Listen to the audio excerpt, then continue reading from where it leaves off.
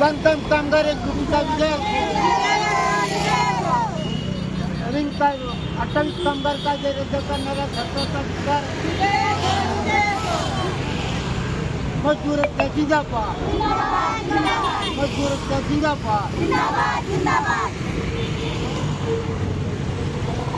हो, आज या ठिकाणी सगळं घरकाम कामगार, बांधकाम कामगार आणि इतर सर्व संघटित कामगारांतर्फे आज 9 जुलै 2025 रोजी एक दिवसाचा देशव्यापी संप पुकारण्यात आलेला आहे।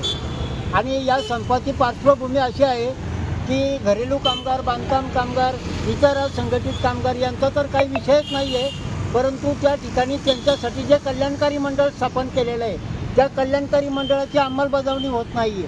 दुसरीकडं केंद्र सरकारने 28 कामगार कायदे रद्द करून त्या कामगार कायदे रद्द केल्यामुळं सर्व कामगारांना जे किमान वेतन, त्यानंतर बोनस वगैरे या सगळ्या हक्कांना मुकावं लागणार आहे।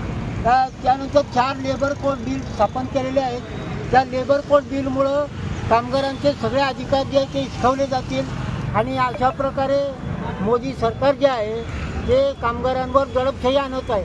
म्हणून आमची मागणी आहे की बांधकाम कामगार, घरकाम कामगार या सर्व कामगारांना हे जे 28 कामगार कायदे ते लागू करावे, घरकाम कामगार कायदा लागू करावा, बांधकाम कामगार कायदा लागू करावा आणि महाराष्ट्र सरकारने जो कायदा केलेला आहे जे विशेष जन सुरक्षा विधेयक, ते विशेष जन सुरक्षा विधेयक हे ताबडतोब त्वरित रद्द करावं अशी मागणी या ठिकाणी आम्ही सगळे लोक करत। नाव सांगा आपलं।